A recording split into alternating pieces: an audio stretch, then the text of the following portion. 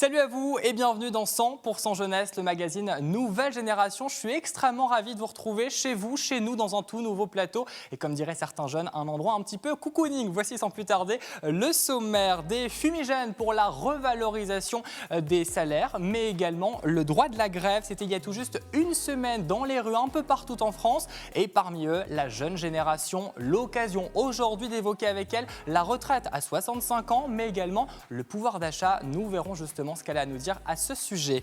Dans notre chronique JO 2024, portrait d'Augustin B. Il prépare actuellement sa saison hivernale et vous le verrez que les échéances arrivent très prochainement. Puis dans notre Paula Elliott, un grand passionné d'airsoft, on embarquera avec lui dans une grande partie grandeur nature et je vous propose d'ores et déjà de mettre vos protections parce que vous allez voir que l'immersion va être très immersif. Et puis dans notre esprit d'artiste, on accueillera Logan, grande finaliste de The Voice Kids. Il y a encore quelques jours, elle était sur la scène des Zéniths de Nancy aux côtés de Julien Doré, son coach, pour un moment très magique. Nous verrons ça dans un instant. Mais avant ça, je vous propose de parler de l'actu pressée. C'est parti.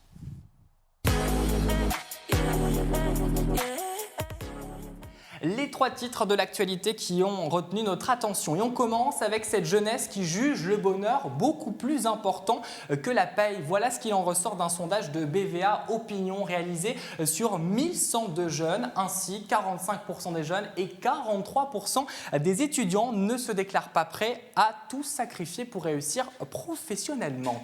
La précarité menstruelle touche 20% des femmes. Alors justement, pour lutter contre ce problème de santé publique, la région Grand Est a décidé d'équiper certains établissements de son territoire avec de distributeurs de protection périodique gratuite. Voilà donc une bonne initiative que vient de profiter le lycée professionnel Alain Fournier à Metz. Ça permet d'aider les filles qui n'ont pas les moyens d'en acheter, d'en avoir sans difficulté ou sans en voler. Si elle est gênée d'aller demander à une copine ou un adulte une serviette, elle peut venir ici en toute discrétion en tout cas. S'il n'y a personne là ou même dans les toilettes, il n'y a pas souvent de monde pendant les heures de cours. Et sur le volet lié à la laïcité, Pape Ndiaye, le ministre de l'Éducation nationale, relève une hausse des signalements, 313 signalements juste sur le mois de septembre pour des atteintes à la laïcité dans les écoles, collèges et lycées en hausse. La part des incidents liés au port de tenues religieuses s'élève à 54%. Vous les avez sans doute croisés, entendus. C'était il y a tout juste une semaine, un peu partout en France. Ils se sont mobilisés justement pour la revalorisation des salaires, mais également pour la défense du droit de grève. Et parmi eux, il y avait de nombreux jeunes, aussi bien dans la rue que devant leur établissement pour faire des blocus. On en parle tout de suite dans Actu Pur. Alors une question pour laquelle je ne vais pas m'adresser à Manon, mais étiez-vous dans la rue la semaine dernière aux côtés des syndicats? Paul, Logan? Pas du tout. Pas du tout. Pas du tout. Augustin? Pas du tout. Alors sur ce plateau, il y a simplement Manon qui était dans la rue avec la FSE de Metz, la Fédération syndicale étudiante. Pourquoi vous êtes mobilisés justement mardi dernier? Alors tout d'abord, nous on s'est mobilisés mardi tout d'abord par rapport aux retraites, car on ne se voit pas du tout travailler jusqu'à 65 ans, mais également aussi par rapport à l'inflation. Car l'inflation est de 6% et nos bourses sont de 4%, donc finalement nous sommes perdants dans cette histoire. Et voilà. Alors justement, on va parler justement du pouvoir d'achat.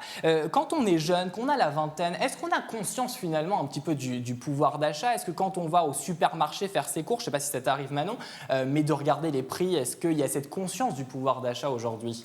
Évidemment, parce que tout d'abord avec l'actualité, on est obligé de voir par rapport à l'inflation et même, imaginons un étudiant qui n'a que la bourse comme revenu, si, imaginons, on a 500 €, 300 € part déjà dans le loyer, avec 200 € pour finir le mois, on regarde évidemment les prix et on n'a pas le choix en fait, c'est une obligation.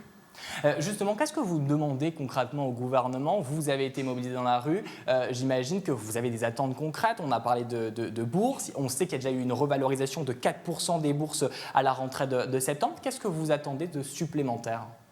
Eh bien, comme je dis avant, l'inflation elle est de 6%, notre bourse augmente de 4%.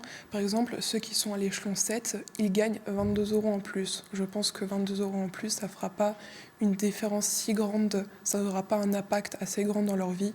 Nous, ce qu'on demande, c'est que la bourse augmente autant que l'inflation pour qu'on soit à égal et qu'on regagne du pouvoir d'achat parce que là, c'est vraiment compliqué.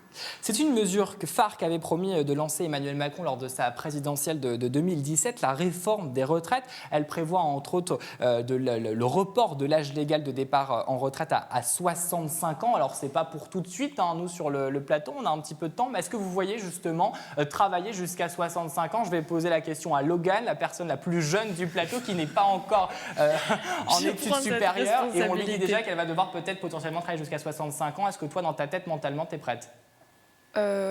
Compliqué en seconde de se projeter. Ouais, c'est compliqué de se projeter à mon âge, j'ai 16 ans, donc ouais, j'avoue que c'est un petit peu complexe. Un peu complexe, Paul.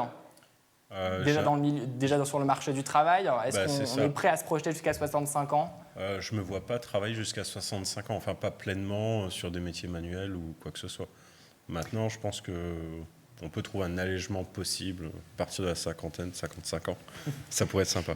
Et Augustin, c'est intéressant, toi qui es sportif justement, j'imagine qu'on va pas courir jusqu'à 65 ans. Je te le souhaite, mais l'après justement, l'après-carrière, c'est laquelle? S'il faut aller jusqu'à 65 ans.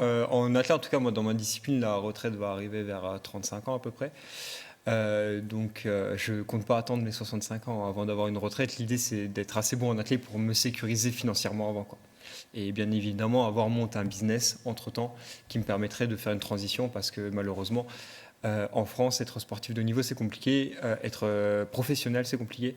Et donc, du coup, on est obligé de prévoir l'avenir même avant sa fin de carrière. Et ça s'anticipe très jeune. La FSE, qu'est-ce qu'elle en pense justement de ce projet de loi de la retraite à 65 ans? Est-ce que c'est exagéré ou réaliste? Alors pour nous, on est totalement contre, notamment comme a évoqué avec les métiers manuels, c'est pas possible jusqu'à 65 ans, mais également il y a souvent l'argument du fait qu'on vit plus longtemps, donc il faut travailler plus longtemps, sauf que on n'a pas tous accès on n'a pas tous un accès à la santé qui va nous faire donner envie de travailler jusqu'à 65 ans. Par exemple, c'est encore le cas des étudiants, mais on n'a pas tous accès à une alimentation saine, tout ça, donc même si on vit plus longtemps, c'est pas forcément qu'on veut travailler plus longtemps. Est-ce qu'il y a d'autres mobilisations qui sont prévues d'ici les prochains jours? Parce que j'imagine que vous avez des attentes, on l'a bien compris. Mais là, on arrive sur la fin de l'année. On sait que c'est une période toujours un petit peu importante pour les syndicats. Est-ce que vous comptez vous mobiliser d'ici les prochaines semaines? Personnellement, on n'en a pas encore parlé, mais je pense que c'est possible, effectivement. À voir et à suivre donc l'actualité d'ici ces prochains jours. Merci beaucoup Manon, je le rappelle, tu es étudiante syndicaliste au FSE, direction à présent les cuisines du CFA Michel Roth. Notre grand zoom. Zoom cette semaine sur Benjamin Robert, désigné meilleur apprenti cuisinier du Grand Est. On va le voir justement sur ces images au terme d'une matinée entière où ils ont mis en pratique leur savoir-faire. Alors du haut de ses 21 ans, il représentera le Grand Est au concours national de meilleur apprenti cuisinier de France le 5 décembre prochain à Lyon. Benjamin se dit très ému et content pour cette victoire. Images et réactions à nos confrères de Mosaïque, Cristal et félicitations à lui et bien sûr on le soutient pour la fin de cette compétition. Lui aussi, on est très fiers de lui, on va également le soutenir et on l'espère au JO 2024, c'est d'ores et déjà ce qu'on lui souhaite. Place à notre chronique JO 2024. Augustin B, tu avais 18 ans quand finalement tout a commencé, c'est ça ? Alors tout a commencé, oui, dans le haut niveau, mais j'ai commencé à l'athlète à l'âge de 7 ans.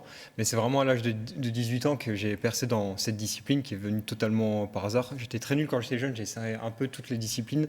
Et c'est vraiment à cet âge, donc à la majorité, que j'ai explosé mon record et je suis arrivé à des marques qui me permettaient d'accéder à des grands championnats jeunes. C'est important, surtout quand on fait de l'athlétisme et du saut en longueur. Le millimètre, le centimètre, ça peut bousculer une vie entière.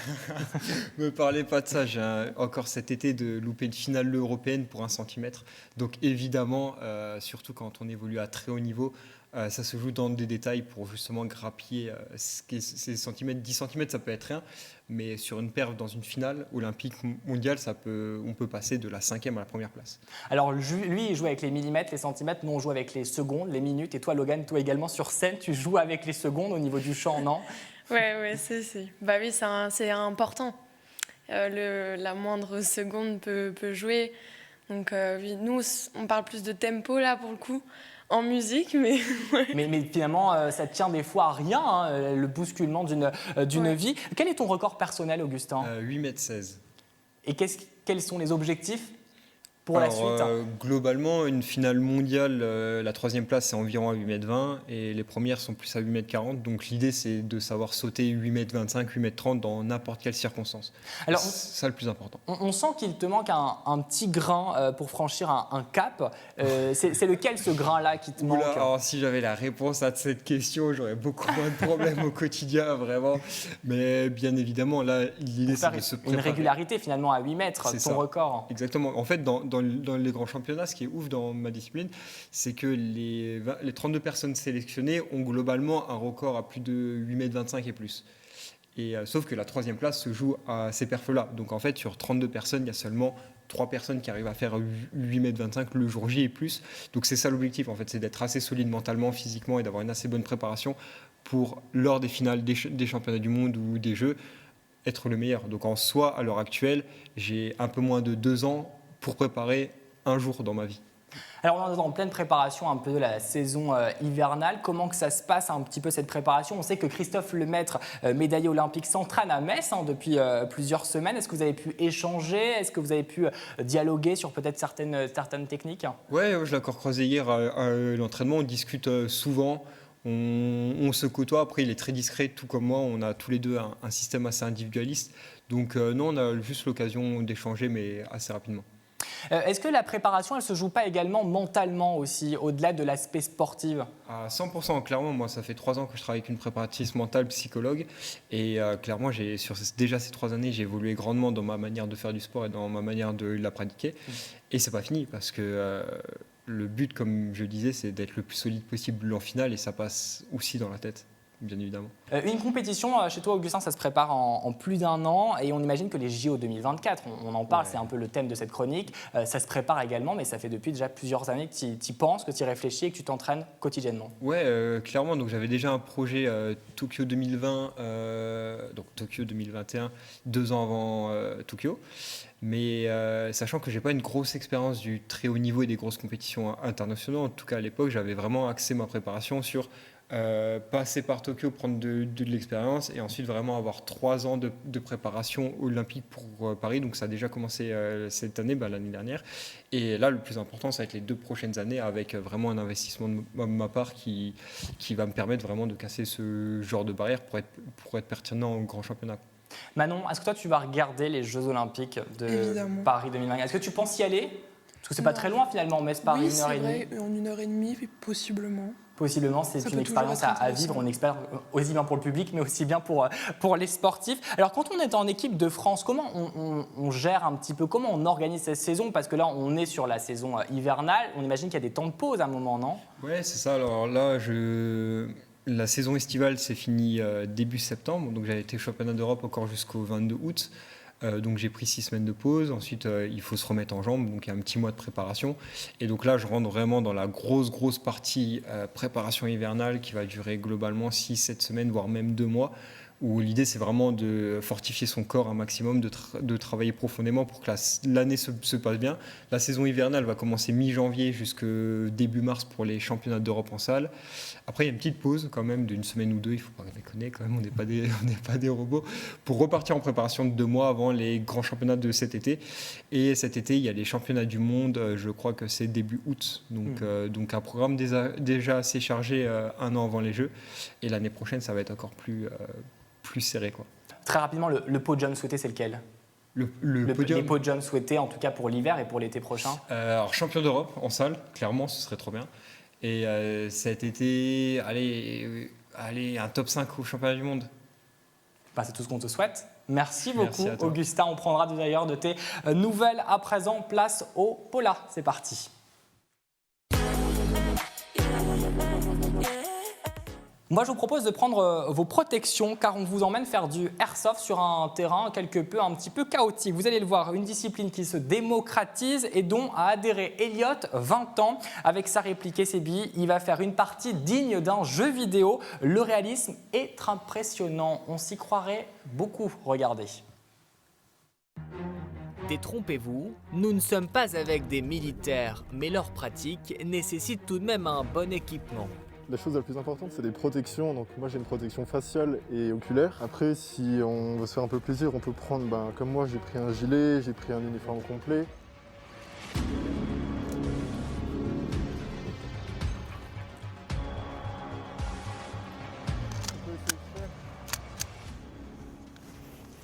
Les répliques chargées, la partie peut commencer.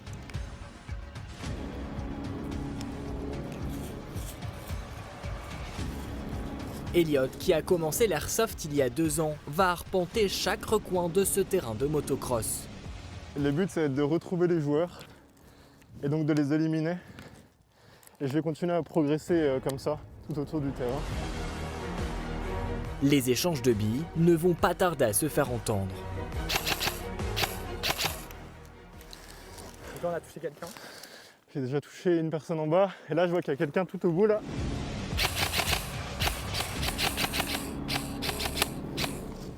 Aujourd'hui, ils sont 4 sur ce terrain. Habituellement, ils peuvent être une 50aine. Mais hormis le nombre de joueurs, la cohésion, elle, ne change pas. Et surtout, dans ce groupe, on a un côté qui est assez familial. C'est-à-dire que même si un nouveau arrive, ou moi, par exemple, j'arrive pour la première fois ici, tout le monde va m'accueillir comme s'il me connaissait depuis longtemps. Et vraiment, il y a une intégrité ici qu'on ne va pas retrouver ailleurs. Dès la nuit tombée, les sensations sont démultipliées. Chaque partie est un nouveau scénario. On se fait toujours un ami sur le terrain.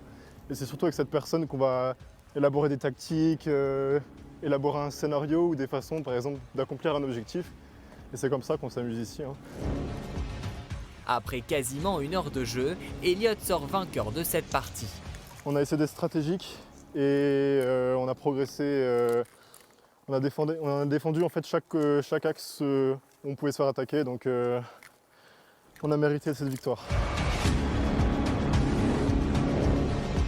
Moi, ma technique principale, c'est déjà d'être extrêmement actif sur le terrain et j'utilise un maximum tout ce qui est le camouflage, donc les éléments, les buissons ou les arbres ou même l'herbe. En fait, je me rapproche du sol au maximum pour essayer de limiter en fait la visibilité. C'est souvent un avantage sur les ennemis parce qu'ils ne me verront pas forcément approcher. Et la discrétion. La discrétion, voilà sans doute l'une des techniques qui vous fera gagner à coup sûr votre prochaine partie d'Airsoft. Eh oui, vous êtes toujours sur Moselle TV dans 100% jeunesse. On s'est équipé parce que ça fait un petit peu peur, je ne vais pas vous confier. Vous n'avez pas envie de tester vous aussi? Moi, je me suis déjà super équipé là, non? Oula, ils ont eu super peur. Ils ont eu super peur du reportage. Là, franchement, Paul, en plus, vous êtes venu avec une réplique. Montrez-nous là quand même, parce que moi, je m'y connais pas. Je pense que personne s'y connaît en armes sur le plateau. Perso, c'est une arme pour moi. Mais non, ce n'est pas une arme. Alors c'est le but justement, c'est que ce soit en fait une réplique réaliste. Et du coup, on va avoir le même poids qu'une vraie. On va avoir le laser, la lampe torche, on va avoir la red dot, donc le système de visée. On va avoir exactement la même chose qu'une vraie. Alors, si on s'y connaît un petit peu quand même au niveau du paintball, on sait que ce n'est pas du tout les mêmes armes. Quelle est la différence entre le paintball et le airsoft? Parce que là, sur le terrain, en tout cas dans le reportage, on se croirait sur un terrain de guerre, perso. C'est ça, en fait, la grosse différence entre le paintball et l'airsoft, c'est quoi? C'est le fair play. Donc, grossièrement, c'est le côté bon joueur qu'on peut retrouver, par exemple, dans le sport. Donc, le côté... la différence entre l'airsoft, c'est que simplement, les gens vont dire « Ok, j'ai été touché ». Le paintball, on a besoin d'être touché par de la peinture pour se dire « Oui, celui-là, il a été touché ». Et c'est simplement que dans l'airsoft, on va miser sur le réalisme, vous l'aurez compris. Et du coup, en fait, on va adapter tous les scénarios possibles pour représenter les DEA, les cartels, les choses vraiment qui se sont déjà produites dans l'histoire. Donc, je t'avais raconté dernièrement qu'on a eu deux Allemands qui sont venus et qui ont ouvert leur boîte de sardines à mettre en réchaud entre midi et ils ont mangé comme dans les tranchées à l'époque. Ah oui, d'accord, donc il y a vraiment, c'est du réalisme poussé jusqu'au fait de dormir sur les camps, de manger en tout cas sur les camps. Donc vous n'avez pas du tout envie de tester, non, on est d'accord sur le plateau? Ah si, moi clairement tu m'invites quand tu veux. Vraiment. Alors, le plateau est tout neuf, donc on va peut-être éviter de le détruire. Mais en tout cas, si on a envie d'aller tester, eh ben, il y a un rendez-vous qu'on va devoir donner parce que ça se passe le 29 octobre. Et là, on va pouvoir s'initier, on va pouvoir toucher à la fois le airsoft et également de l'escape game. Alors là, vous nous mettez l'escape game, c'est déjà super compliqué, le airsoft, c'est super super compliqué. Vous mettez les deux mélangés. C'est ça. Je sais pas à quoi ça va ressembler, mais en tout cas, ça va être très sportif, non? Eh ben, grossièrement, en fait, ça va être sur le thème de Resident Evil. Donc, on va reprendre tous les schémas types du premier film. Et grossièrement, effectivement, il y aura une équipe qui devra neutraliser un virus par le côté Umbrella. Et Umbrella qui devra effectivement défendre et éliminer des journalistes, des choses comme ça, de façon à ne pas qu'on découvre la vérité. Et donc, effectivement, par contre, sur le thème d'Halloween, il y aura effectivement des zombies qui vont sortir des bois en pleine nuit. Ça va être super. Ah oui, voilà, bien sûr. On a déjà vu le reportage, c'était déjà assez impressionnant comme ça. Si en plus vous avez des zombies qui vous courent après, j'ai envie de vous dire que la sensation va être encore plus immersive. Concrètement, cette partie de fair play là qu'on parlait avec notamment Ed Elliott, on va la retrouver aussi le 29 octobre. Tout à fait. Ça va tout bien se passer.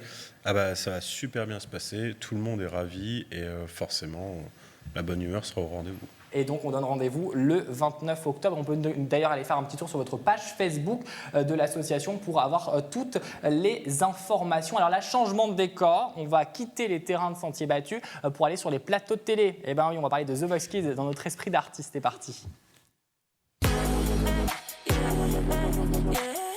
Oui, je me des équipes parce que sinon on va pas y croire. Il s'agit d'un visage que vous avez sans doute aperçu. C'était à The Voice. Je me recoiffe un petit peu parce que vous comprenez bien que je suis un petit peu dans un état de terrain de guerre. Un visage que vous avez sans doute découvert lors de The Voice Kids sur TF1. Elle est arrivée jusqu'en finale. Une expérience hors du commun pour celle qui a tout juste 17 ans. C'est toi, Logan.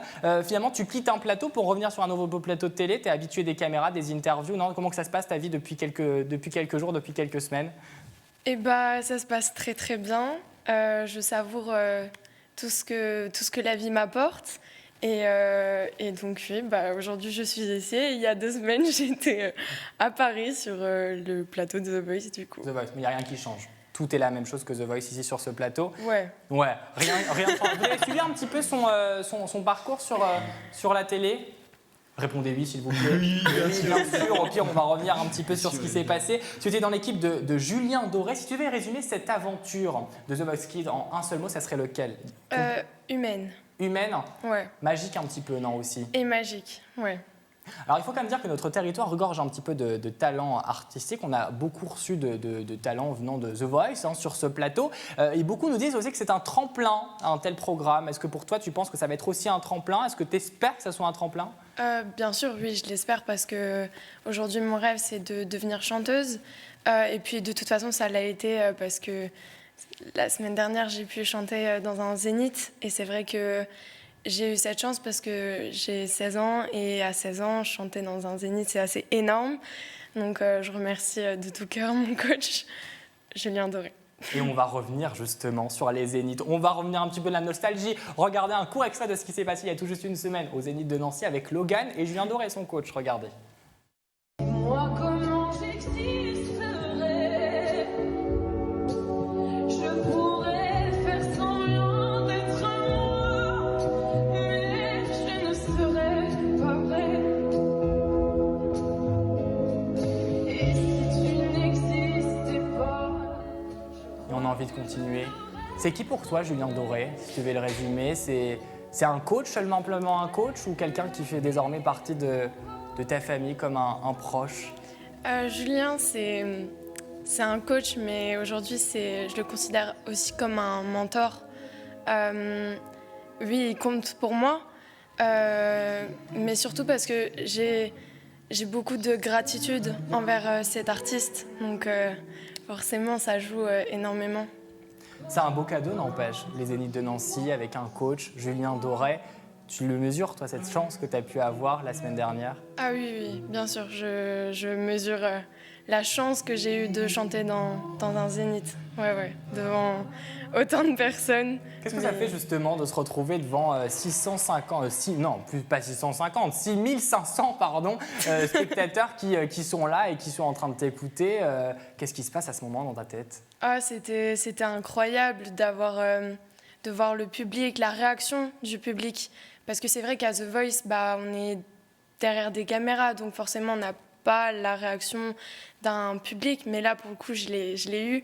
Et c'était assez impressionnant, magique. Et j'avais trop hâte de rentrer sur scène et de chanter avec mon coach. Là, c'était pas du stress, c'était vraiment juste de l'adrénaline. Donc ouais, c'était vraiment trop cool. La suite, c'est laquelle, Logan? La suite, eh bien, j'essaie de composer. Je compose, je fais mes petits projets de mon côté, dans ma chambre, sur mon synthé. Et puis, mes études, je continue mes études. Je pars sur un bac orienté vers la littérature, bac général. Et puis voilà, on verra ce qui arrivera de toute façon. Mais je prends en tout cas tout ce qui m'arrive, c'est que du positif. Et je suis très, très reconnaissante de cette chance. Et on est très fiers de toi. Et il y a également des gens qui sont très, très, très, très fiers de toi. On les écoute. On n'a qu'une chose à te dire, c'est ne lâche rien, continue, t'es faite pour la chanson. On adore l'émotion que tu dégages et on t'aime très fort. Je veux que tu continues de réaliser tes rêves les plus fous un par un comme tu es déjà en train de le faire. Et je voudrais que tu sois avant tout fière de toi et fière de ce que tu fais. Donc voilà, je te fais des gros bisous, je t'aime. Qui sont ces personnes, Logan? Ah bah, c'est ma tata et ma cousine. Elles sont très fières de toi, elles sont très émues également. Ouais, elles sont très très investies et puis je suis trop heureuse d'avoir un entourage comme celui-ci. J'ai une famille en or, ma maman, mon papa, mon frère, ma sœur et puis toute ma famille. Vraiment, ouais.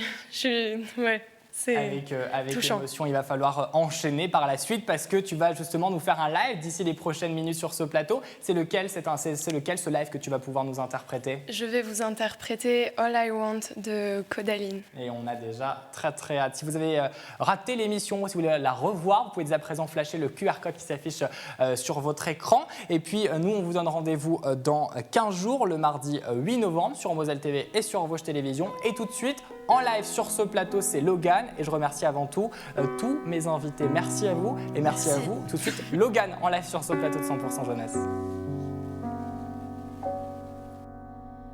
All I want is nothing more to hear you knocking in my door. 'Cause if I could see your face once more, I could die a happy man, I'm sure. When you said your last goodbye, I died a little bit inside. I lay in tears in bed all night, alone without you by my side. But if you loved me, why'd you leave me? Take my body, take my body. All I want is, and all I need is to find somebody